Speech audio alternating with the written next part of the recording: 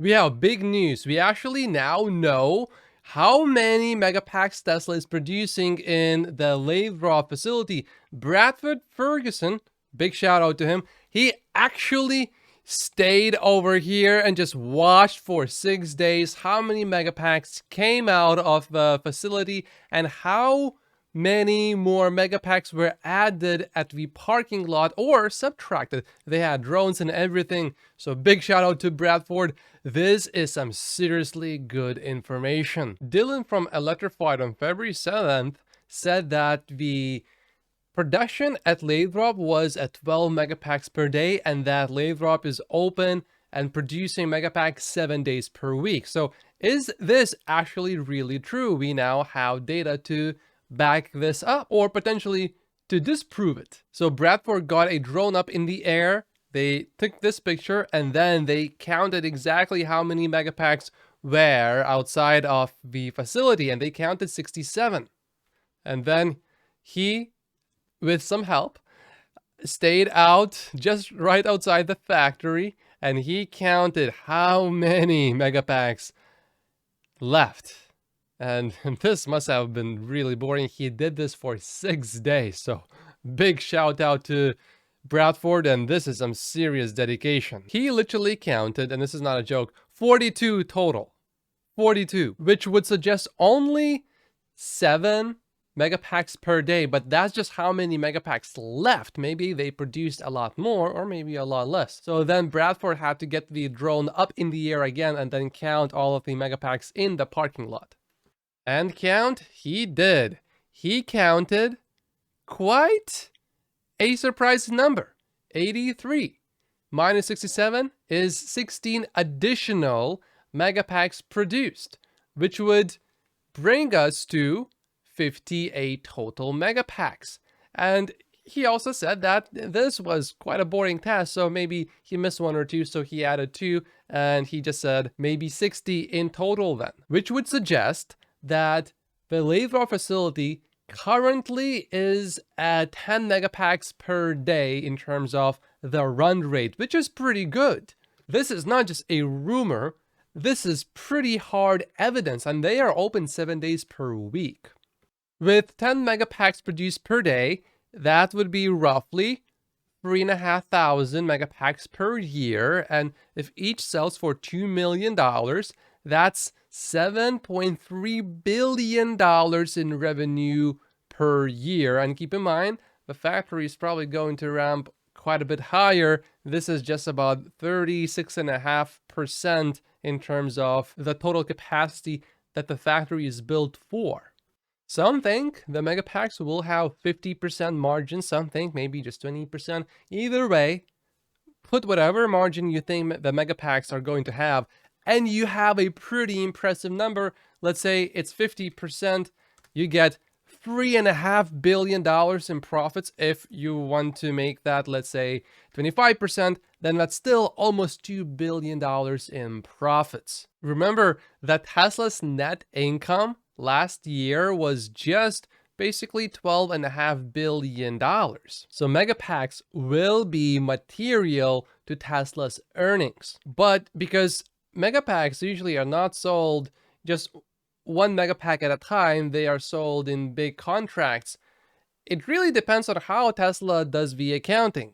It may not show up in the numbers for quite a while if Tesla really doesn't want to show us anything here. Or they could emphasize the megapacks in the next earnings call, explain how many they are already producing, say, look, these are the margins that we are expecting to get from these. So make sure that you actually calculate these into your models than calculating where Tesla stock should be. Unless you want to be embarrassed, you should seriously consider the amount of money that Tesla is going to make from these megapacks and put that in your projection models. It is still somewhat difficult to really model the megapacks because the numbers have not showed up materially in the earnings, but we can sort of have an idea.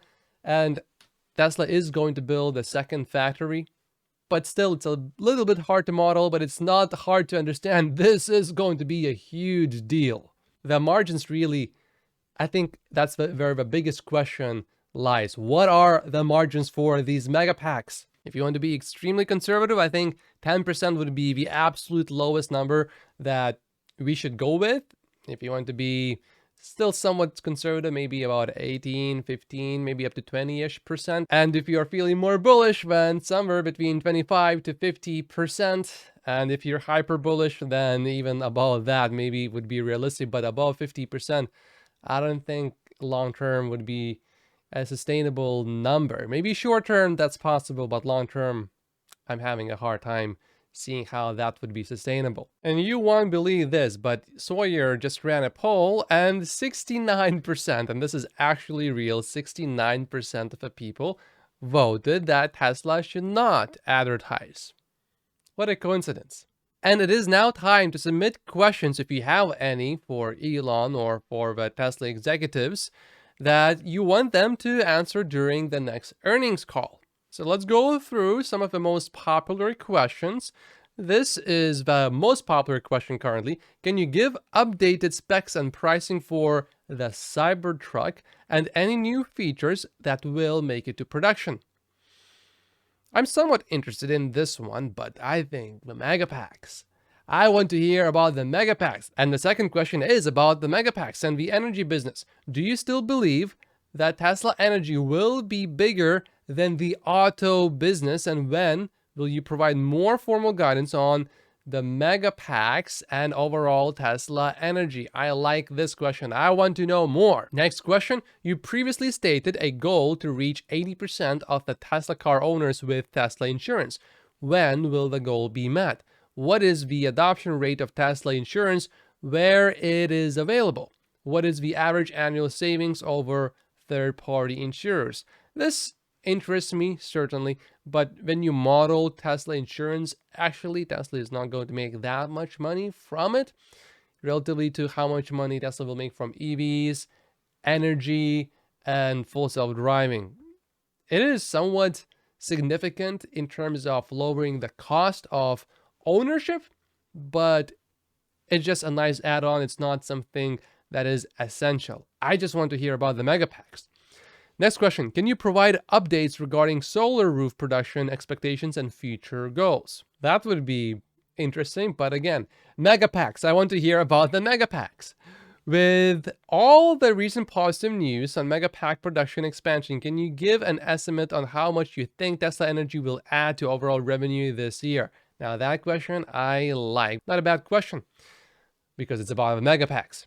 Next question. Are your cost reductions and deflationary input prices on commodities outpacing auto MSRP reductions to your liking now and for the foreseeable future? That question I really like. There are two things that we need to know right now about Tesla.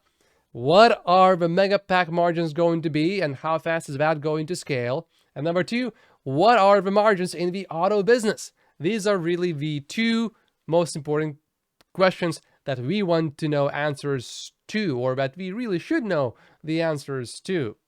And the interesting part here is no one is asking about advertising. Everyone is talking on Twitter about advertising, but yet people that actually own Tesla stock, somehow they are not asking or upvoting questions about advertising. What is Tesla's plan to fully take advantage of the Inflation Reduction Act across your entire product line, including auto and energy products as well as charging? Not a very important question, but I don't mind it too much. How well are 4680 cells meeting the expectations described on Battery Day? How long will it be until the cells meet those goals? That question I like a lot more. And the reason for that is because we know Tesla is working on these subsidies from the government, so they are doing everything that they can to get all of these. I don't think it's really important to know more details. I want to know about the cost reductions. That's the more important thing. Next question. When do you see the energy business being large enough to report separately? All of the questions about energy in general, I like, because that is going to be an important part of Tesla's future. Next question. When will Tesla allow owners to transfer full self-driving software from an old Tesla to a new car? That sounds more of a customer question than an investor question. And I do understand that, but this is not where we do customer support. And now a question about pricing. What is the process to make auto pricing adjustments? What variables do you consider? How frequently do you review pricing?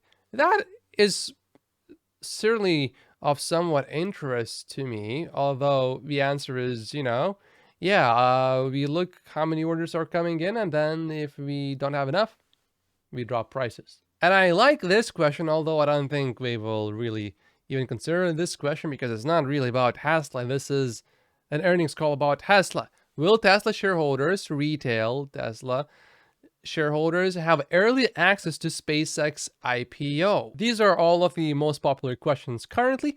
I'll take another look a few days later, or maybe a day or two before the earnings call, then they are more final. Right now, I think a lot of these may still change, but we'll see. And this is an important message to all Tesla stock investors. My name is Matt Posius. Like and subscribe if you haven't yet, and I will see you in the next video. Thank you so much for watching.